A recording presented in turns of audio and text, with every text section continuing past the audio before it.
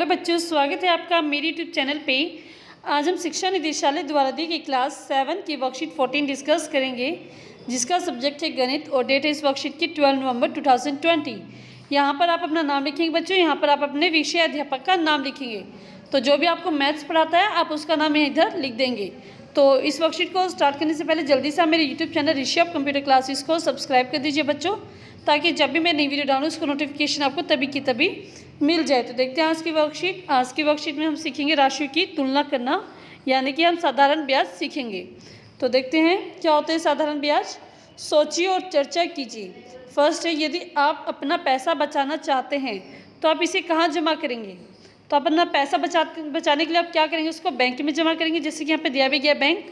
Second question आपसे पूछा गया है, यदि आप अपना पैसा बैंक में क्यों जमा करते हैं, क्योंकि हमें वो कुछ पैसे बढ़ा कर देते हैं। जब भी हम उनको जमा करते हैं, जब हम उनको निकालते हैं तो हमें कुछ पैसा बढ़ के मिलता है।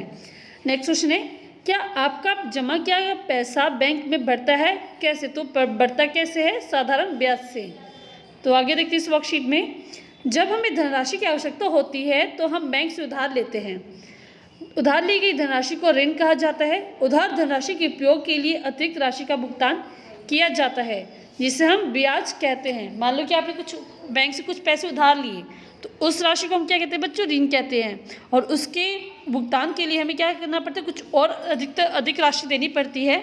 जो अधिक राशि हम उसको देते हैं बैंक को, उसको क्या कहते हैं बच्चों, ब्याज। ऋण पर ब्याज शुल्क की गणना के लिए साधारण ब्याज की एक आसान विधि है। साधारण ब्याज में कुछ महत्वपूर्ण पद। तो साधारण ब्याज की देते हैं हम उसको बैंक को वापसी में, और साधारण ब्याज के कुछ महत्वपूर्ण पद हैं। फर्स्ट है इसमें मूलधन। मूलधन को हम पी से डिनोट करते हैं। जो पैसा हम जमा करते हैं या उधार लेते हैं उसे हम मूलधन कहते हैं। सेकेंड है ब्याज दर, उसको हम आर से दिखाते हैं। एक वर्ष के लिए 100 रुपये का ब्याज प्रति वर्ष ब्याज दर के रूप में जाना जाता है। जो भी ब्याज हमारा 100 रुपये पे एक वर्ष के लिए लगता है उसको हम क्या कहते हैं, उसका रेट कहते हैं। नेक्स्ट है समय। वह समय जिसके लिए मूलधन को रखा गया या उपयोग किया जाता है वह समय कहलाता है। कि हम कितने समय के लिए बैंक से पैसे ले रहे हैं या कितने समय के लिए हम बैंक में पैसे रख रहे हैं, वो क्या कहलाता है बच्चों, हमारा समय कहलाता है। तो नेक्स्ट है साधारण ब्याज की गणना मूलधन P द्वारा प्रति वर्ष ब्याज दर R तथा T वर्षों की संख्या में गुना करके की जाती है। तो साधारण ब्याज जब हम निकालते हैं तो R डिवाइड बाई 100, क्योंकि R डिवाइड बाई 100 क्यों किया, कि R क्या हमारा 100 पे निकलता है, मतलब परसेंट में होता है। परसेंट को हटाने के लिए हम डिवाइड बाई 100 करते हैं। फिर आता है हमारा P, फिर आ गया हमारा T। तो इन सबको मल्टीप्लाई कर देंगे तो हमारे पास क्या आ जाता है, हमारा ब्याज आ जाता है। जो हमें एक्स्ट्रा मनी बैंक से लेते हैं, लेने के बाद हम उसको, हमें एक्स्ट्रा जो मनी मिलती है उसको बोलते हैं ब्याज। तो आगे देखते हैं, मूलधन में ब्याज को जोड़ा जाए तो हमें मिश्रधन मिल जाता है। तो मिश्रधन को हम किससे दिखाते हैं बच्चों, ए से। ए से दिखाते हैं इसको। मिश्रधन को हम ए से दिखाते हैं। ए का मतलब क्या है, आई प्लस पी। तो जो हमारे पास मूलधन है, मूलधन प्लस आई कर देंगे तो हमें क्या मिल जाता है, हमारा मिश्रधन मिल जाता है बच्चों। आगे हम देखते हैं इस वर्कशीट को। इसे एक उदाहरण की मदद से समझते हैं। तो जैसे कि एक उदाहरण हमें करके दिखाया गया यहाँ पे। रमन जो है, उदाहरण 1, रमन ने 1000 रुपये उधार लेना चाहता है। स्थानीय बैंक ने प्रतिवर्ष 10% ब्याज लिया। तो जो रमन है उससे 10,000 रुपये उधार लिए और उसने प्रतिवर्ष मतलब एक वर्ष के लिए दिखाया गया ही, और 10% ब्याज है। तो देखते इसमें, तो इसमें हमारा मूलधन हो गया 1000 रुपये, दर हो गया हमारे पास 10% और समय हो गया हमारे पास 1 वर्ष। तो साधारण ब्याज निकालने के लिए हम इसका फॉर्मूला लगाएंगे। हमारे पास फॉर्मूला क्या है बच्चों इसका, I = R/100 multiply by P multiply T। तो R कितना है बच्चों आपके पास, 10/100 मल्टीप्लाई P कितना है हमारे पास 1000, और टाइम कितना बच्चों हमारे पास 1। तो 2 जीरो से 2 जीरो कट गई बच्चों। यहाँ पे कितना हो गया 10, यहाँ पे भी 10, तो कितना आ गया बच्चों 100। तो हमारे पास इसका आंसर कितना आ गया बच्चों 100। तो ये साधारण ब्याज हमारे पास कितना आ गया 100।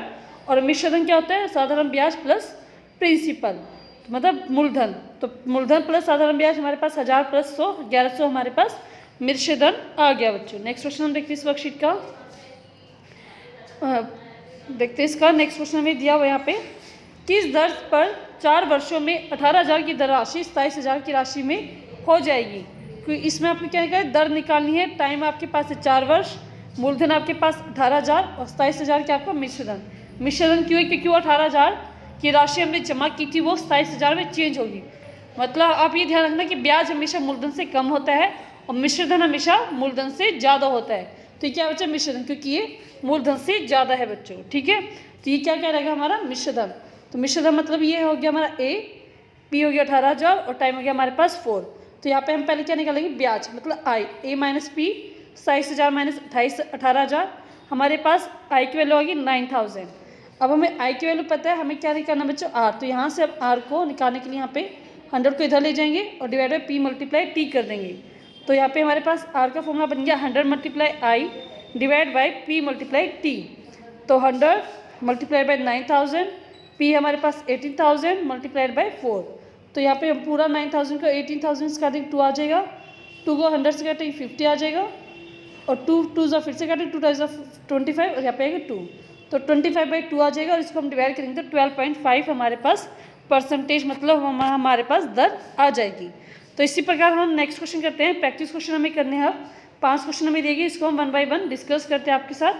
तो फर्स्ट क्वेश्चन इस वर्कशीट का, तो 3500 रुपये 7% वार्षिक दर से उधार लिया जाता है। 2 वर्षों के बाद कितना ब्याज, साधारण ब्याज दे होगा। तो हमें कितना साधारण ब्याज देना होगा ये हमें बताना है।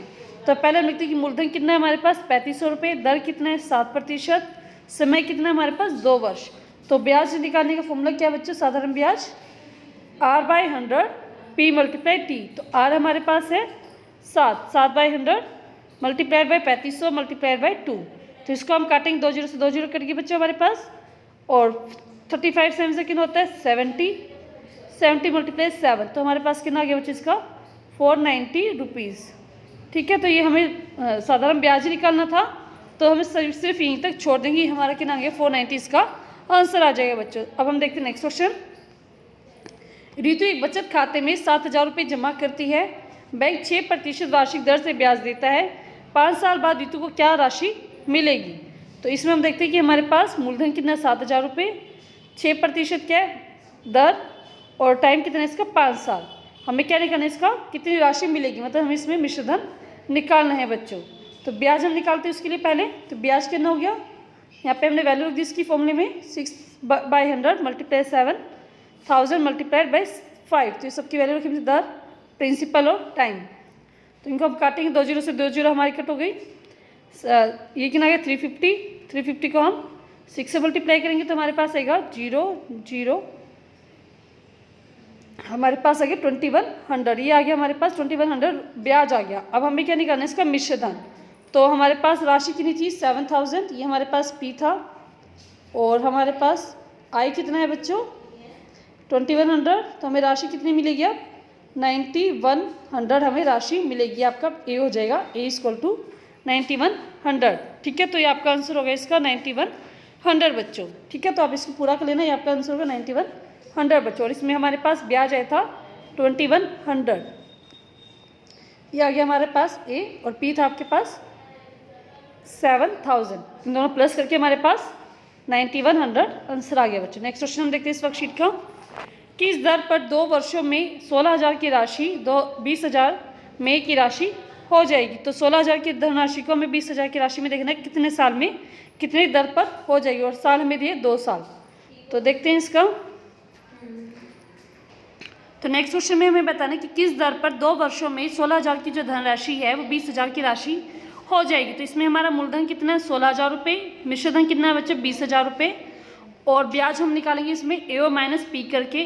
तो 20,000 माइनस 16,000 हमारे पास आ गया 4,000। तो ब्याज हो गया हमारे पास 4,000, टाइम हो गया हमारे पास 2 वर्ष, और दर हो गया हमारे पास, दर हमें निकालनी है इसमें। तो फॉर्मूला हम लगाएंगे I multiply by 100 divide by P multiply T.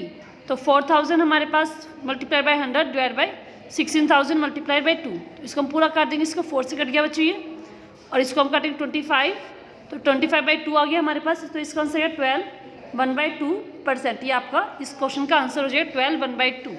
तो नेक्स्ट क्वेश्चन हमें देखते हैं इस वर्कशीट का। कितने समय में कोई धनराशि 10% वार्षिक ब्याज पर दुगनी धनराशि हो जाएगी?